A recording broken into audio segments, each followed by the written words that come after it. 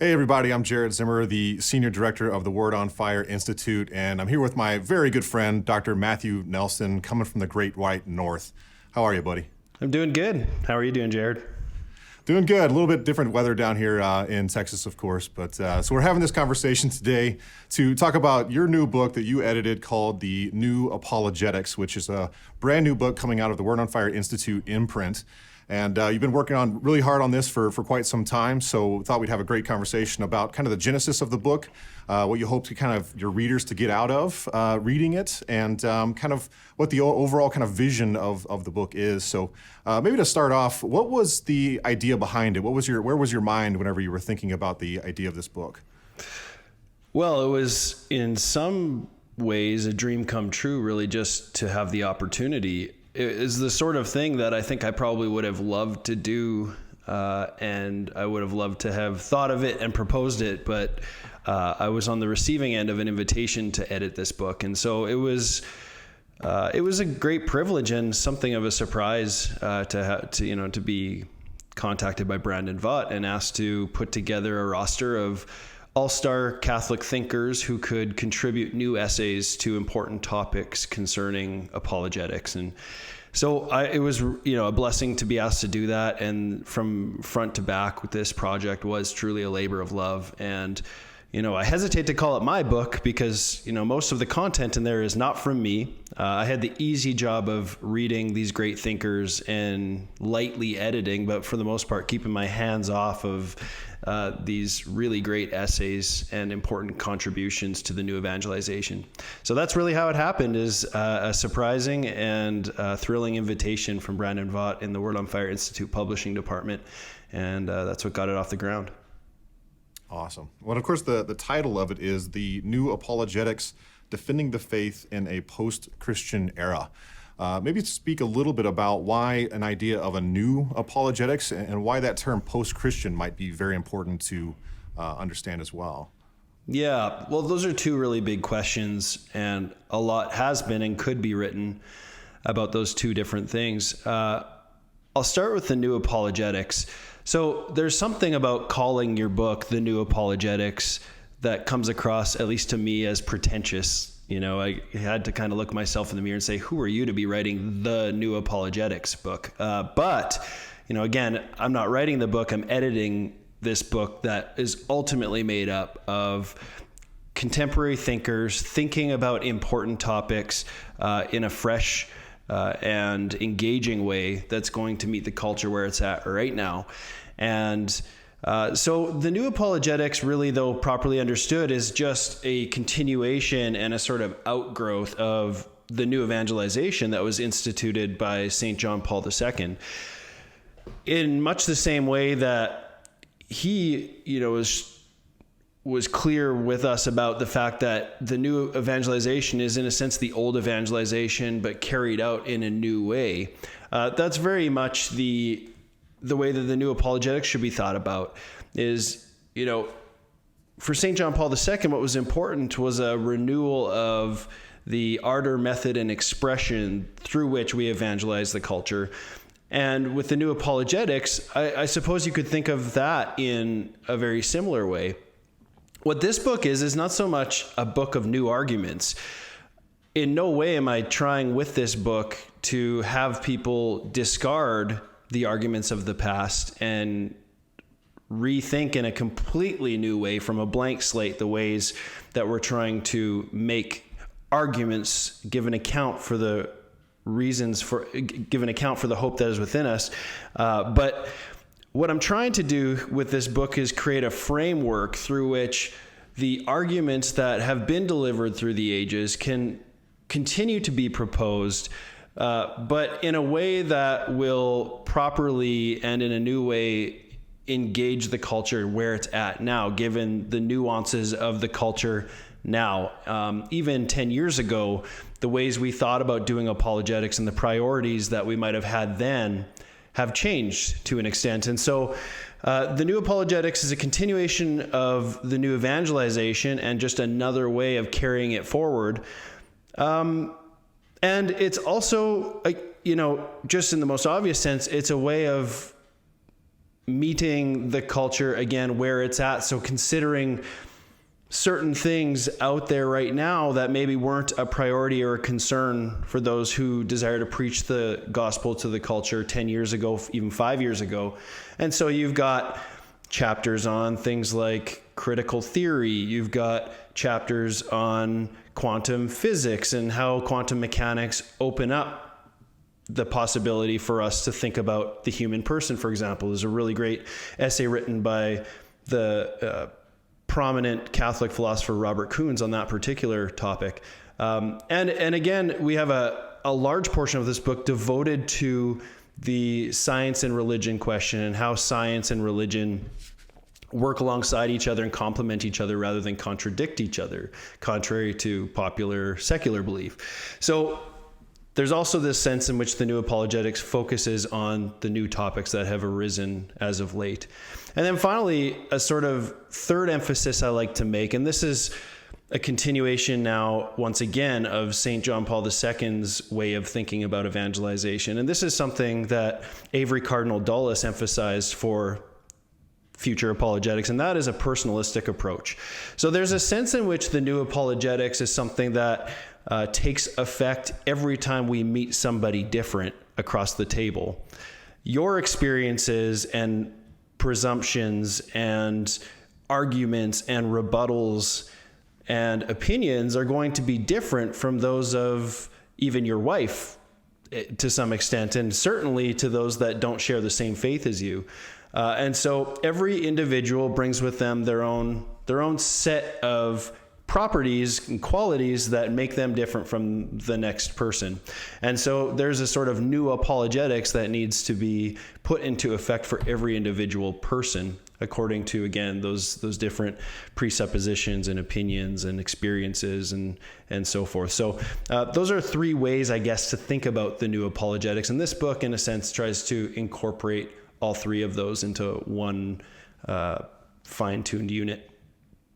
I really like that. I think especially the kind of personalistic understanding of apologetics, because one thing I love about this book is, as you kind of mentioned, the wide range of topics. And I think a good evangelist needs to be somewhat nimble in the ability to speak about numerous different topics, as you said, depending on who you're talking to, because even the term post-Christian, I tend to think of the fact that within a room of 20 people, you're going to have 20 different experiences of Christianity. You know, and so each one of them are going to have a different understanding of what you mean by Jesus, what you mean by church, what you mean by even religion or God. And so to be able to better understand their stories, while at the same time, through great books like this one, the ability to defend or to kind of work with whatever that worldview might be. And you mentioned a couple of the authors already, and of course there's just a star-studded cast of writers for this one, but maybe mention a few others that kind of got you a little excited whenever you were doing the editing. Yeah, well, you know, to be honest, I got excited about every single person who agreed to do this, and was thrilled at the almost 100% affirming response rate as we reached out to our initial roster of thinkers, which includes apologists, evangelists, philosophers, theologians, scientists, artists. All of these people seem very eager to contribute to a project like this, which was truly a blessing, to have these people just so ready to contribute. And so some of the people that we've got in this group are people like Peter Kraft, Trent Horn, Jimmy Aiken, Edward Fazer, Stephanie Gray Connors, Ryan T. Anderson. I could keep on going. Stephen Barr, Chris Baglow, and so on and so forth. A lot, and it's tempting to just keep on going. People perhaps have to get the book in order to find out who's all contributed, but that gives you a bit of a taste test of who's in there. And again, there's 40, I believe we finished with 41 essays in the actual body of the book. We initially set out to do about 20, and we just continued, especially once we saw how readily people were willing to enter into this project with us. We started to say, well, let's reach out to another. Oh, we should do this topic. Let's reach out to this person. And the next thing we know, we have 41 essays. So the book got, wound up being a little bigger than we had anticipated. But I think That's very much thanks to the generosity of all of these very busy people who found this project to be something that they thought that was important enough to contribute to.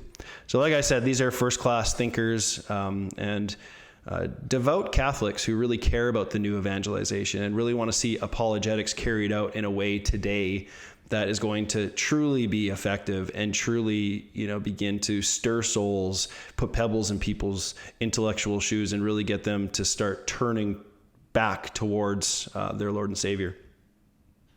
That's great. And if you could maybe offer, someone who's either thinking of considering, buying this book or just getting into apologetics, what advice would you give for someone who maybe has a little bit of a history of it, but they're trying to get better about understanding and defending their own faith? Well, frankly, start with this book, because this book is going to provide you a framework within which then you can dive into the particular topics that you're interested in. So that would be, I think, step number one. Although, it's always fun to start giving all the intellectual steps that you could take, because that's, in a sense, the most fun part of the process of becoming an apologist. But more important than anything, the soul of the apologist apostolate is their prayer life. And so I suppose it would be even more important to say that the first step should be that you take it to the Lord and spend time with Jesus and tell him about your hopes and intentions and ask for his help in becoming the apologist that not that you want to be, but that the culture needs. And your calling as an apologist may only be a local calling. It may draw you to ultimately become an evangelist to the people in your family and to your closest friends. Or, like in my situation, very much unexpectedly, you wind up at some point working full-time as an apologist. And I've went full circle now from working full-time as an apologist back now into clinical practice as a chiropractor in Canada, but I obviously continue now to work also in a more of a part-time basis as a writer for the Catholic tradition and engaging the culture and the different topics that come up. So that would be, I'd say, prayer, and then this book. And then after that, I think there is limitless resources out there to jump into. And I think that a very wise step is to find out what are the book recommendations coming from the people you can trust the most. So find out from the Catholics that know a little bit about the Catholic faith and how to argue for things like God's existence or the nature of God or the creation of the physical world, or more Catholic doctrines like the real presence of Jesus in the Eucharist, things like that. Find out who those people are in your life that know a little bit about these things, but also have that deep interior life, and find out what the books are that have really impacted them on their journey. And then just start reading and read as much as you can. I love it. And if you could have maybe one aspiration for someone who is a reader of this new book, what would you want them to kind of be an outcome of their reading? Well, I want people to talk to non-believers, non-Christians more than they did before they read the book. I mean, that's at the end of the day, if you go back and read Evangelii Nuntiandi from Pope Paul VI, when he talks about evangelization, I mean, this is kind of like the preeminent textbook of the modern period on evangelization from a pope of the Catholic Church and now canonized saint. He insists that speaking about the faith is an absolutely critical and necessary and non-negotiable part of evangelizing. Sure, we need to witness through goodness and beauty and through the ways that we behave, but also we need to speak with conviction and in a compelling and clear way about why we believe what we believe, in order for people to be moved to consider with great seriousness the very things that we're proposing to them. So I hope that when people finish reading this book, no matter who they are, whether they're young or old, whether they're a farmer or a chiropractor or a scholar, and this is a book I think that would very much appeal both to people who like to read at the popular level and people who like to read at a more academic and scholarly level. I hope that people of all walks of life after reading this book will find themselves more confident and clear about how to speak to people in their lives about the beliefs that we hold to be true as Catholic Christians.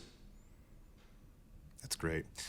Well, anyone watching, anyone listening, highly recommend picking up Dr. Matthew Nelson's newest book, The New Apologetics, Defending the Faith in a Post-Christian Era. I also highly recommend, Matt has several courses inside the Word on Fire Institute about apologetics. He has some on evangelizing the open-minded, numerous others on how to do apologetics well, how to evangelize in this era that we find ourselves. So go to wordonfire.institute if you'd like to join up there and get taught from Matt himself. And as far as the book, be sure to click the link below. It'll take you to a place to purchase it. And once again, thank you all for your support. And thank you again, Matt, for all of your hard work to help the church and support those who want to defend the faith. Well, everybody, have a great day and God bless.